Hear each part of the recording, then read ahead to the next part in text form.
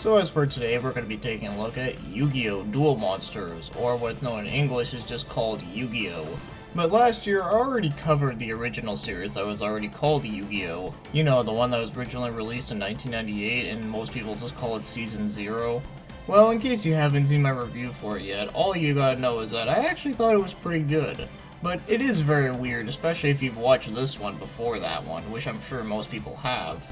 So we finally get to talk about the one that we all grew up with. Well, that's just if you actually grew up watching this show. I know I did. So there really isn't a whole lot I can say about the characters, because the characters in the original show do reappear here. Although they got rid of that purple-haired chick named Miho.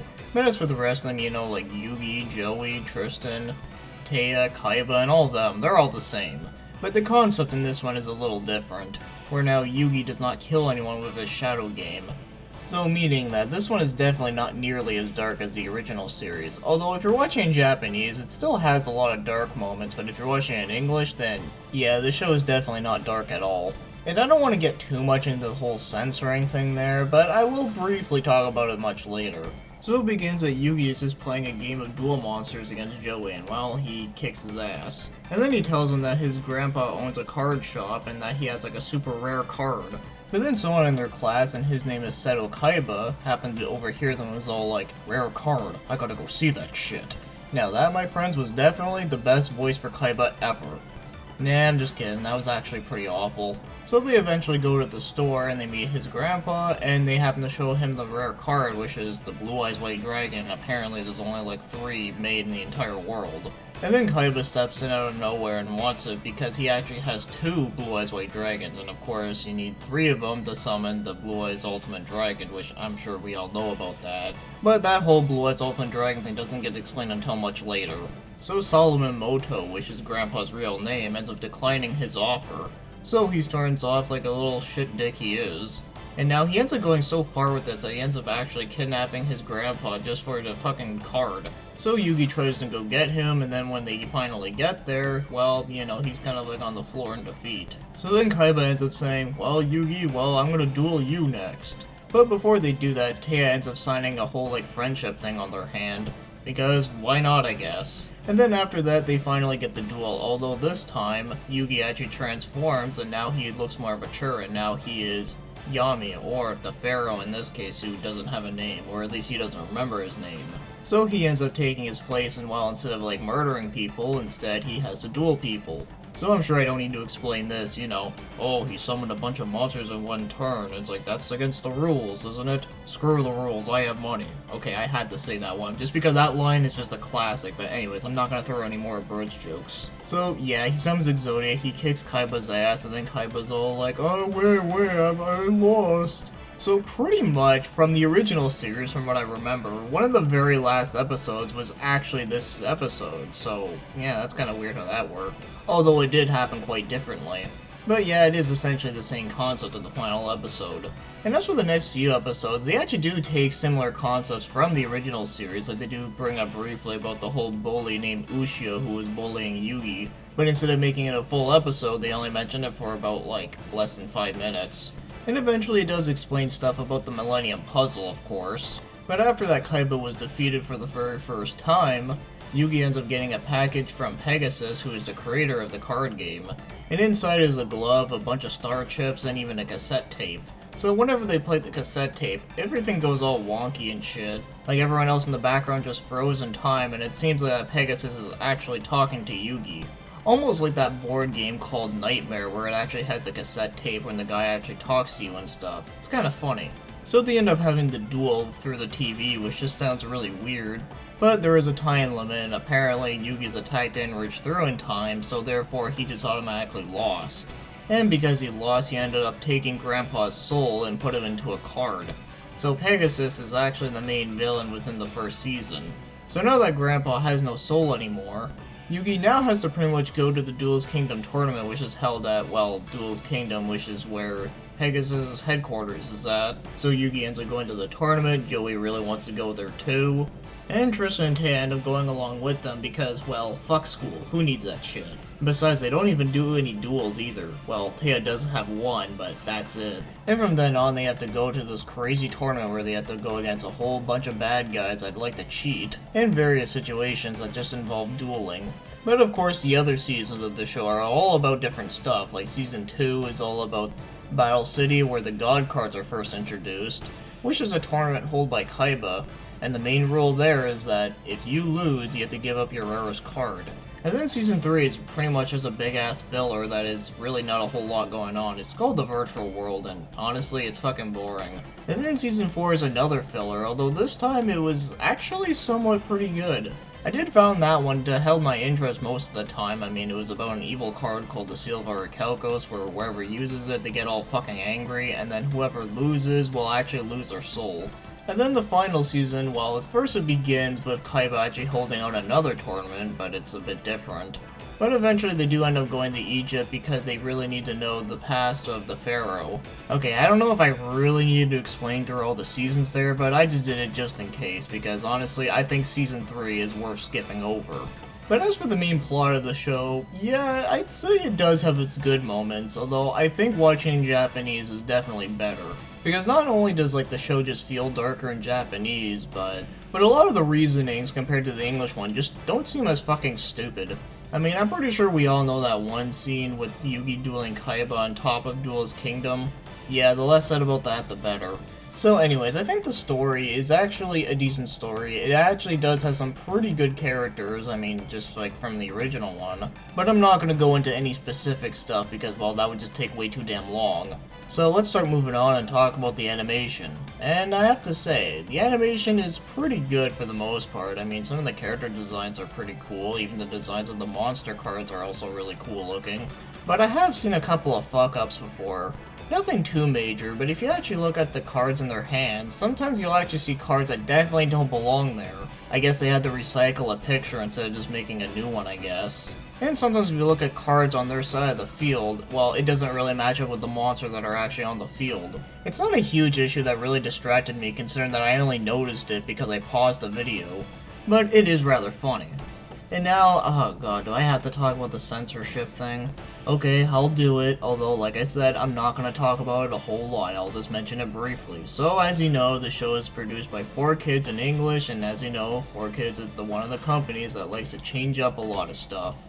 So yeah, they definitely took out a lot of the dark stuff. They cut out a lot of random scenes. A lot of them are action scenes. Like there's actually one part where Joey actually punches Yugi in the face. Well, in the English one, they cut that out completely. So in one scene he's just standing there, and then in the next scene he's just kind of on the floor. And some of the monsters have been changed too. I mean, for one, they actually changed Barrel Dragon where they kind of make him look like a toy. And all the monsters that look like females, like the Harpy ladies, they kind of got censored too.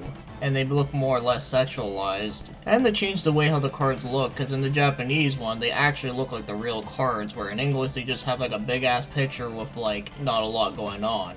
But I must say, I do kind of like that style, even though it doesn't look anything like a real card, but you know, it's still kind of interesting looking. So the reason why they made the cards look different is because they didn't want to make it seem like a whole marketing ploy, which is, you know, whatever, I mean, that's not a big deal. Oh, and of course they also changed the fact that they don't actually say words like death or die or anything like that, because in this show, in English, nobody dies.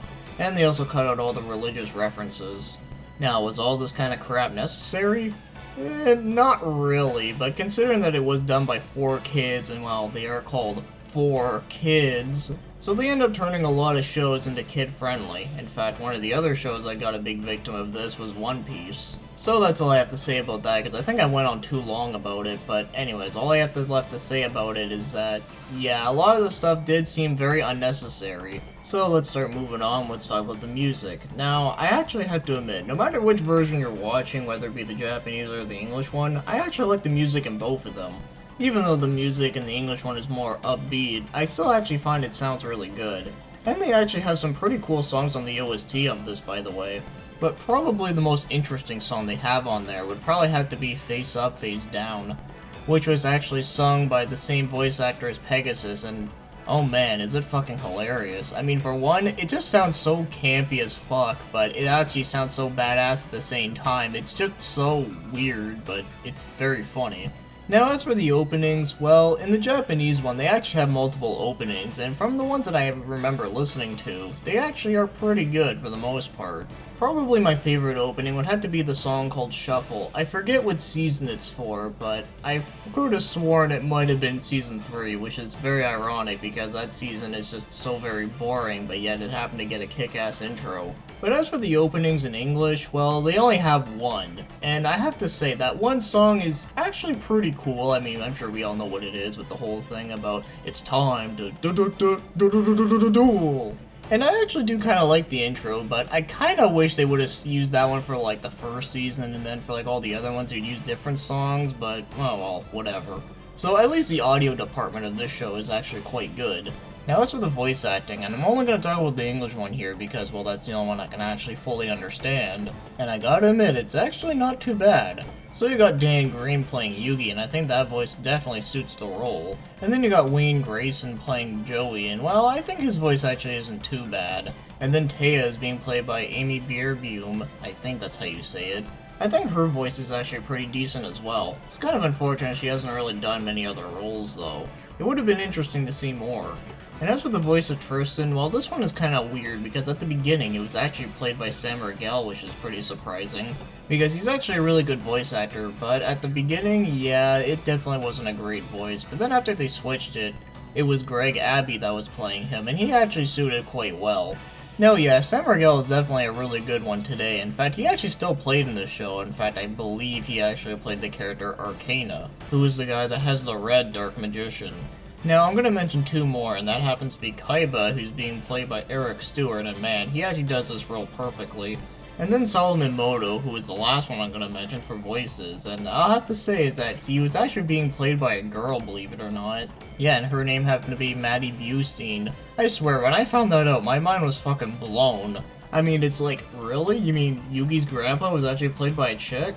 Damn. So with that being said, she was definitely a great voice actor, and it's such a shame that she actually passed away.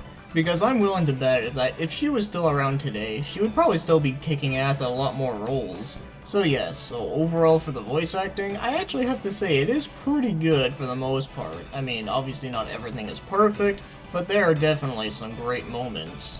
Now, as for the last part, which was the score, okay, this one is going to be quite hard to do because, well, there's a lot of things that go into here. I mean, there's the fact that, like, all the different seasons have, like, different tones of quality, and then there's also the fact that the English one is so very different.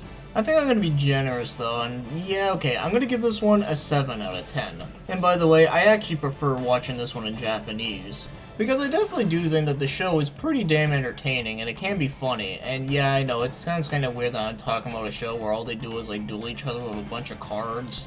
And yeah, even in Japanese, some of the stuff in there is still pretty damn stupid, but it's really just good fun. And yes, this has nothing to do with nostalgia factor, and holy shit, I'm at 13 minutes already? Well fuck, this was probably the longest anime review I've ever done. Well, anyways, I still find the show to be pretty fun for the most part, and as you remember from last year, I actually rated the original series a 7 as well.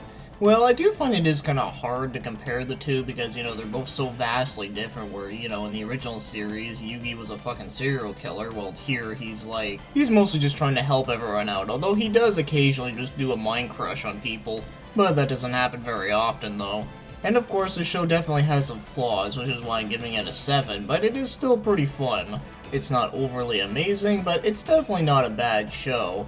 But of course, I can understand why people would think it'd be boring and such, because, you know, like I said, it is just about them like, dueling each other and having, like, monsters, and then there's, like, the Shadow Realm and all that bullcrap. But I still found it to be pretty good fun, even though I have seen the show, like, a bunch of times. But personally, like I already said, I like the Japanese one better. The English one is okay for like a couple funny moments here and there, but that's really about it. So that's all I have to say about Yu-Gi-Oh! Duel Monsters, and well, yeah, it's actually a pretty good one.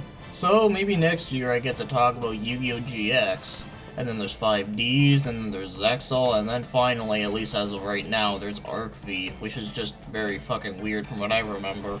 But we'll get to these when we get to them, so let's end this one before I start dragging it on even more.